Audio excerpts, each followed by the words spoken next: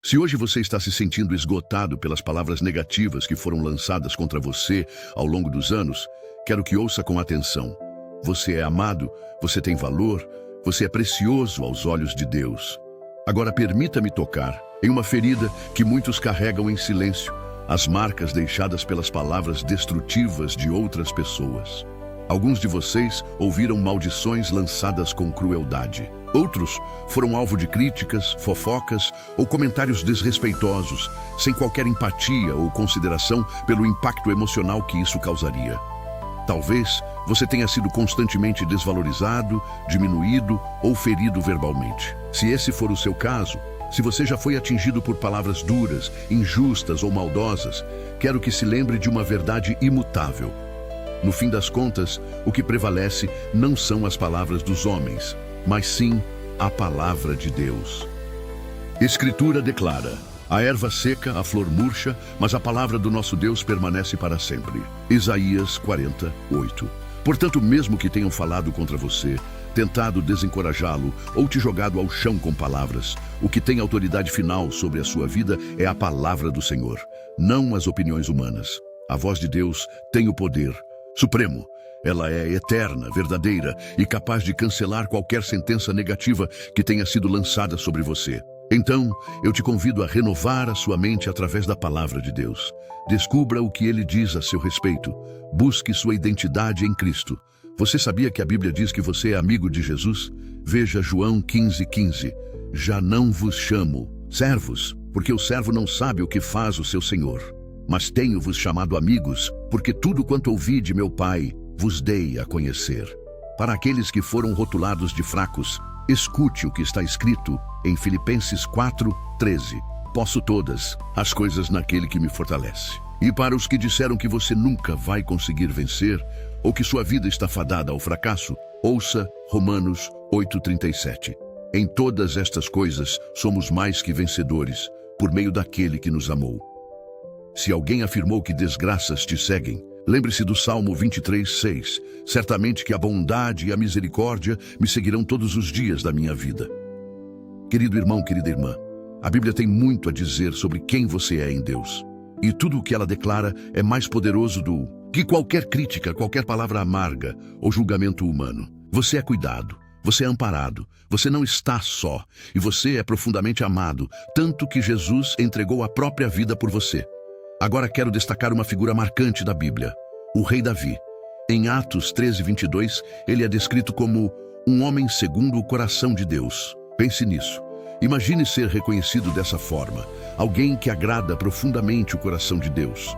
À primeira vista, poderíamos pensar que uma pessoa assim seria perfeita, irrepreensível, imune aos erros que nós cometemos. Mas será mesmo? Você pensaria que Davi era completamente limpo e não foi vítima dos mesmos impulsos que nós. Davi era um homem segundo o coração de Deus. Ele não poderia ter sido um pecador, poderia? E se foi, deve ter sido apenas um erro único, não é? Mas, queridos amigos, até mesmo os grandes heróis da Bíblia tiveram suas próprias batalhas. Mesmo os grandes nomes da Bíblia, aqueles que admiramos e citamos com reverência, também cometeram seus próprios erros. Vamos observar um episódio marcante na trajetória de Davi. Em 2 Samuel 12:9, o profeta Natã confronta Davi e diz: Por que desprezaste a palavra do Senhor, fazendo o que é mal perante ele? Tu feriste à espada Urias, o hitita, e tomaste a mulher dele para ser tua esposa. Sim, tu o mataste pela espada dos amonitas. Davi arquitetou a morte de um homem para poder tomar a esposa dele. Mas não dizem os 10 mandamentos que não matarás? Que não cometerás adultério, que não cobiçarás a mulher do próximo, pois Davi quebrou todos esses mandamentos. Primeiro, ele cobiçou Batseba, depois cometeu adultério e então providenciou a morte de Urias. Ainda assim, este é o homem chamado de segundo o coração de Deus. Como isso é possível? O Salmo 51 é a resposta. É a oração de arrependimento de Davi, o clamor sincero de um coração quebrantado diante do Senhor. Ouça a profundidade da confissão de Davi. Preste atenção ao peso de suas palavras, aos detalhes de sua entrega. Nos versículos 1 e 2, ele declara: Tem misericórdia de mim, ó Deus, segundo a tua benignidade. Segundo a multidão das tuas misericórdias, apaga as minhas transgressões. Lava-me completamente da minha iniquidade e purifica-me do meu pecado. E nos versículos 10 a 12, Davi clama: cria em mim um coração puro, ó Deus, e renova em mim um espírito firme. Não me rejeites da tua presença, nem retires de mim o teu Santo Espírito. Devolve-me a alegria da tua salvação e sustenta-me com um espírito voluntário. O Salmo 51 é, sem dúvida, uma das orações mais comoventes das Escrituras. E, pessoalmente, costumo orar com base nesse capítulo. O que aprendemos com Davi é profundo. Um servo de Deus pode cair, mas não permanece caído. Pode errar, mas não vive no erro. Pode tropeçar, mas não se entrega a uma vida de transgressão. Essa é a diferença. É nesse ponto que a graça de Deus nos alcança. É quando erramos, mas nos arrependemos com sinceridade.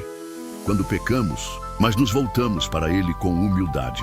Porque um coração genuinamente arrependido sempre encontrará perdão nos braços do Pai.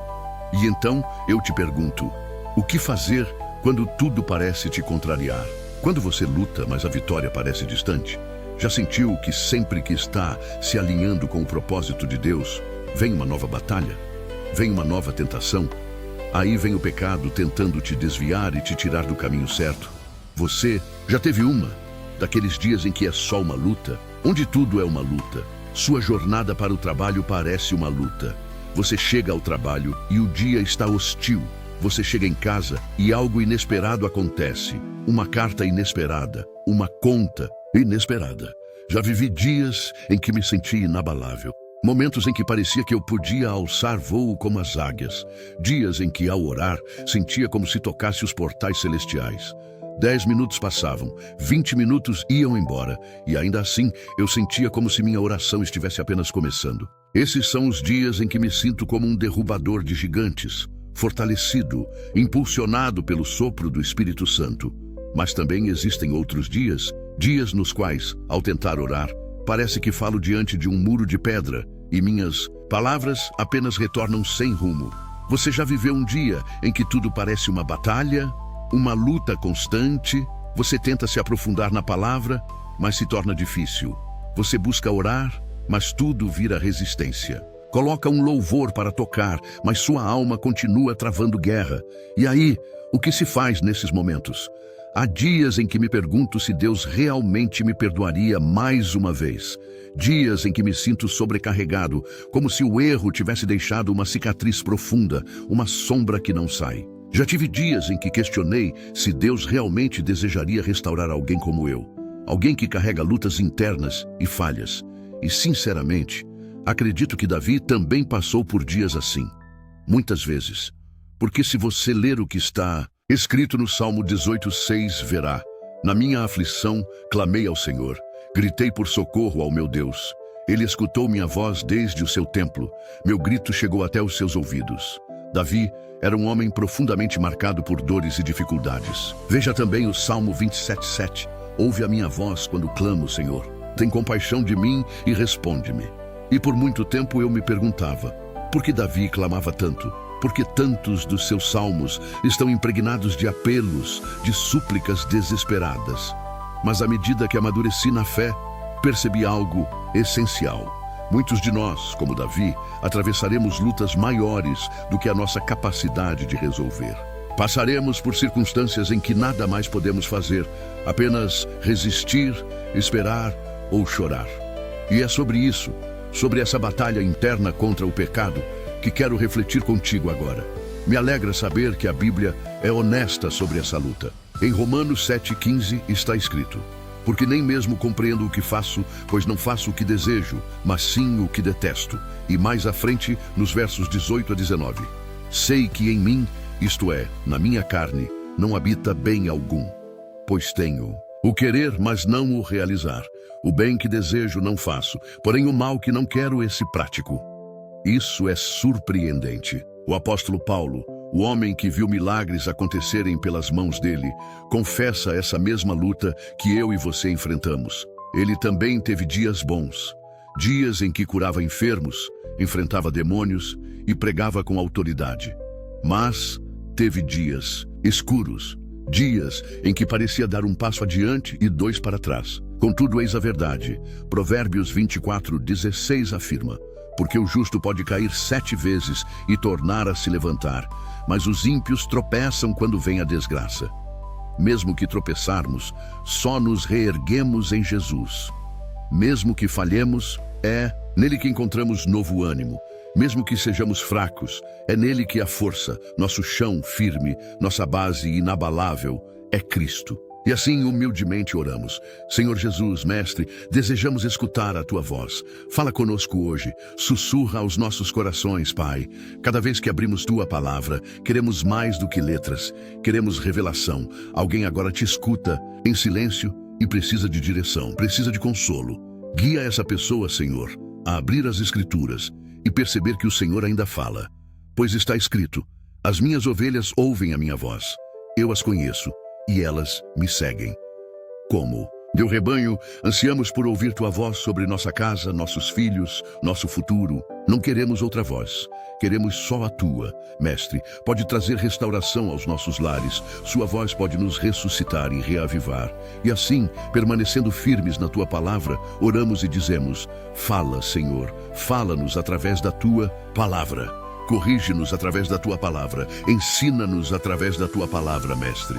A Tua palavra em Hebreus 4:12 diz: pois a palavra de Deus é viva, eficaz, e operante, vivificante e eficaz. Ela é mais afiada que qualquer espada de 2 gumes, penetrando até a divisão da alma e do espírito. A plenitude de um ser humano, de suas articulações mais sensíveis e da medula, o âmago da alma, é desvendada diante de Deus. Ele perscruta o mais íntimo da nossa essência, expondo e pesando cada intenção, cada pensamento escondido no coração. Pai, que a Tua palavra revele toda falha oculta em nós. Que o Espírito Santo nos convença de forma profunda, despertando em nós um arrependimento genuíno. Ajuda-nos, Senhor, a calar os ruídos do mundo que nos seduzem ao erro. Ajuda-nos a fechar o coração às vozes enganosas que falam sem carregar o Teu Espírito. Ó Pai, sela nossos ouvidos contra todo falso evangelho, aquele que não nos confronta, que não toca no pecado, que não aponta a cruz nem a necessidade urgente de transformação. Bloqueia qualquer mensagem que não nos leve ao quebrantamento e ao reconhecimento de Jesus como Salvador e Senhor. Ajuda-nos, Deus eterno, a discernir e ouvir somente os mensageiros que carregam a Tua presença, homens e mulheres cheios do Espírito, que nos exortam com fidelidade e nos impulsionam a viver segundo os Teus preceitos. Está escrito em 2 Timóteo 3:16-17. Toda a Escritura é soprada por Deus e é útil para ensinar o que é verdadeiro, corrigir o que está errado e formar o caráter necessário para agir corretamente. Ela nos prepara e capacita para toda obra que procede do bem. Fala conosco, Senhor, toda vez que abrirmos a Tua palavra. Queremos ouvir a Tua voz. Não qualquer voz, mas aquela que nos confronta, que nos liberta, que nos transforma. Uma voz clara, uma voz que nos leve à entrega, ao abandono das velhas práticas, à renovação da mente. Pai amado, que o Teu nome seja exaltado, que Tua glória se manifeste, que Teu Espírito nos guie. Eu te agradeço, Senhor, porque sei que estás ouvindo esta oração. E é no nome poderoso de Jesus que oramos. Amém. E agora olhemos o que nos diz o Salmo 34:17. Os que andam em retidão clamam, e o Senhor os escuta, livrando-os de todas as suas aflições. Veja que há algo precioso aqui. Não apenas Ele ouve, Ele liberta, Ele intervém, Ele age. Mas isso me leva a refletir, e os que não vivem em retidão, quando eles clamam, quem os ouve? Quem se move por eles? Quem os resgata do caos? A resposta está embutida no próprio verso. A escuta de Deus tem um critério: a justiça. Então, que grande encorajamento encontramos nessa promessa. Buscar a justiça não é apenas nobre, é necessário, porque chegará o dia em que será você quem clamará.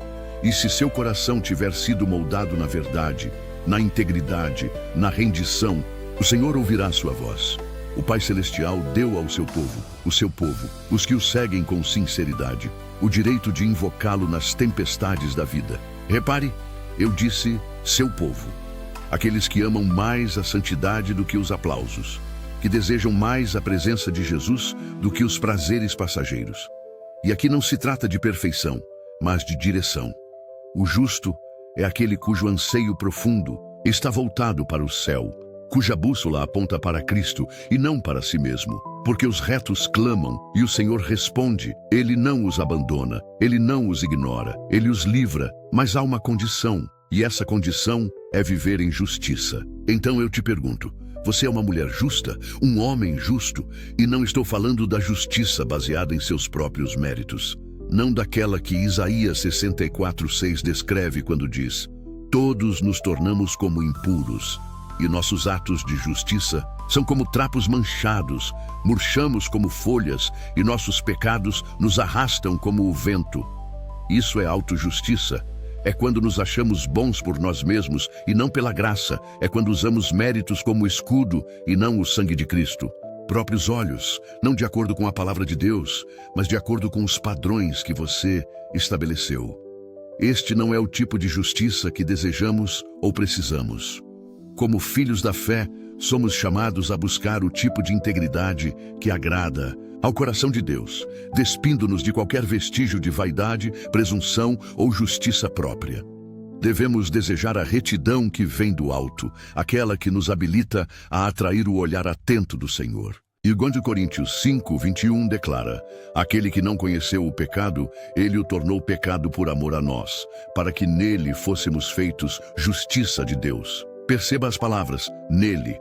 Isso muda tudo, para que em Cristo sejamos reconhecidos como justos diante do Pai. Então eu te pergunto com sinceridade, você está em Cristo? Você vive nele? Essas não são perguntas superficiais, são cruciais. Muitas pessoas vivem atribuladas, sentem-se ignoradas, dizendo com dor: porque Deus nunca escuta as minhas orações. Mas a palavra não muda.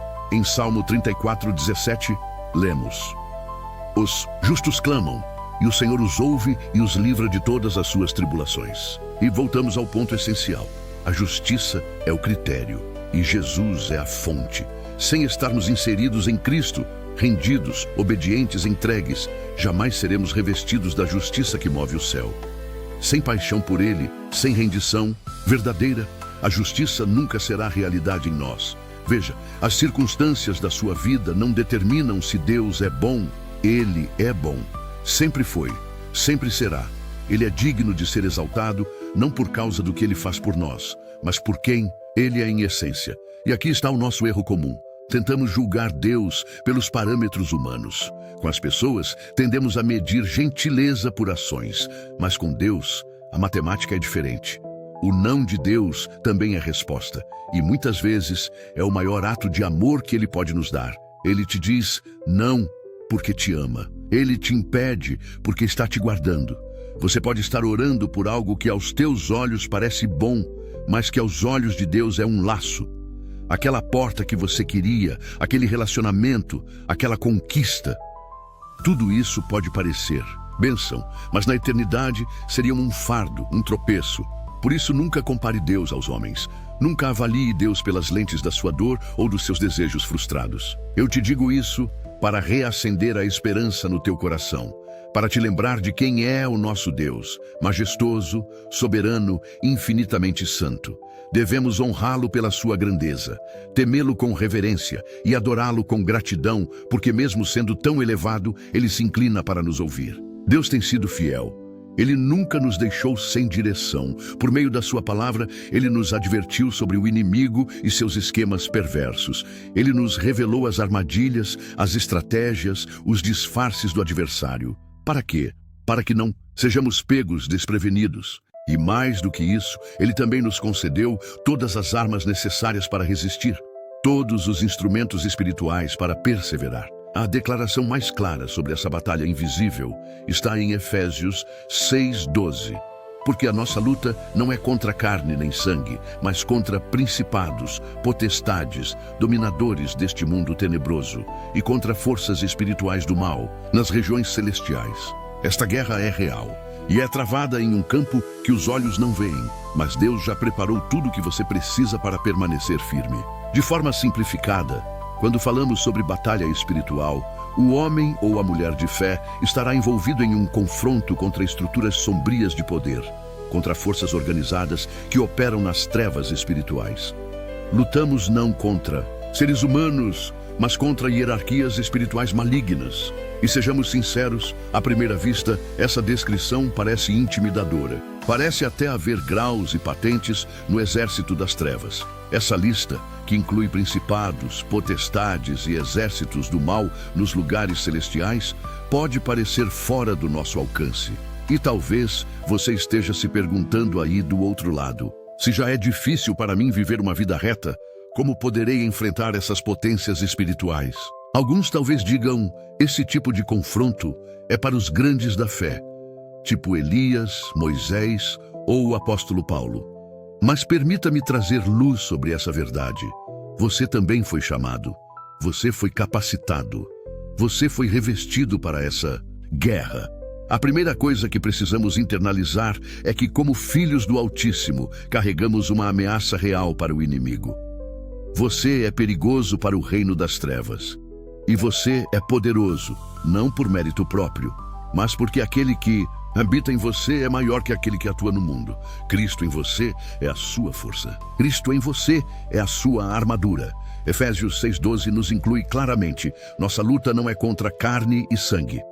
Isso significa que nós, os regenerados, fomos inseridos nessa batalha espiritual desde o momento em que entregamos nossa vida a Cristo. Ao aceitar Jesus como Senhor, fomos imediatamente alistados no exército do Deus vivo. E como soldados espirituais, recebemos ferramentas, armas e estratégias para resistir no dia mau. É uma convocação, mas também um revestimento. Agora, é importante refletirmos sobre um ponto profundo. O desconhecimento nos enfraquece. E uma das maiores causas de confusão na caminhada cristã está entre aquilo que sabemos conscientemente e o que ignoramos espiritualmente. A verdade é simples. Compreendemos o que conhecemos, mas nos perdemos no que não discernimos. Muitos não têm revelação sobre a origem espiritual das batalhas cotidianas. Tratam os conflitos, os obstáculos e as dores apenas como parte da vida. Frases como "a vida é assim mesmo" ou "é só mais um dia ruim" tentam dar conta do que, na verdade, é guerra invisível travada no campo espiritual. Mas quando passamos a entender a verdadeira natureza das lutas, tudo ganha novo sentido. O sofrimento passa a ter contexto. A oposição passa a ter nome. A Bíblia nos afirma em 2 Pedro 3:9. O Senhor não retarda a sua promessa, como muitos pensam, mas é paciente, não querendo que ninguém se perca, mas que todos se arrependam. Enquanto isso, o inimigo atua com pressa. Ele veio para roubar, matar e destruir. É um conflito claro entre o reino da luz e o império das trevas. De um lado, a vida eterna. Do outro, o colapso da alma. E essa guerra acontece no centro de cada ser humano, no coração, na mente, na alma. Alguém já disse, com razão: você se tornou um alvo porque mudou de lado, e isso é verdade. A partir do momento que você pertence a Deus, você se torna prioridade nos ataques do inimigo. O adversário não fica inerte. Ele projeta emboscadas, ele articula ciladas, ele observa, estuda e age. E quando olhamos para a palavra, vemos que ele é de fato o príncipe das trevas. Mas aqui vai uma pergunta importante: quem ele usa? Porque embora ele opere nos bastidores, ele se manifesta por meio de instrumentos humanos. Sim, há forças espirituais operando. Mas, frequentemente, as setas vêm por meio de pessoas, palavras, situações que ele manipula. E é por isso que precisamos de discernimento, para não reagirmos à carne, mas resistirmos no espírito. Ele usa pessoas. Jezabel era uma pessoa. Saul era uma pessoa. Judas era uma pessoa. Dalila era uma pessoa. Herodes era uma pessoa. Você vê o padrão? Não era uma criatura demoníaca e sombria andando por aí, mas eram pessoas, homens e mulheres. Talvez essa seja a tática mais silenciosa e por isso mais eficaz do adversário. Ele se esconde atrás de rostos familiares. Porque se Satanás surgisse com toda a sua feiura exposta, com sua essência tenebrosa revelada, nós nos levantaríamos com firmeza e autoridade e o repreenderíamos em nome do Senhor.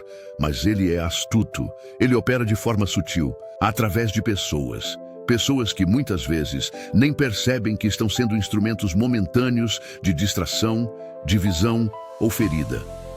A oração de Jesus, ali no Getsêmani, foi clara. que sejamos um, como Ele é um com o Pai. A unidade entre os filhos de Deus é o reflexo visível do reino de Deus na terra. E por isso, o plano das trevas é tão previsível: dividir para enfraquecer, separar para dominar. Se o inimigo puder semear desconfiança, ressentimento, ciúmes ou ego entre os membros do corpo de Cristo, ele acredita que terá vencido uma batalha contra a comunhão do Espírito. E não se engane, o diabo não precisa possuir alguém para usá-lo. Muitos são enganados, outros simplesmente influenciados. Basta uma mente desatenta, uma emoção mal resolvida ou um coração sem vigilância. Isso remonta aos primeiros dias da humanidade. Foi assim com Caim e Abel. Foi assim com Davi, que desabafou no Salmo 41:9. Até o meu amigo íntimo, em quem eu confiava, que partilhava do meu pão, se voltou contra mim.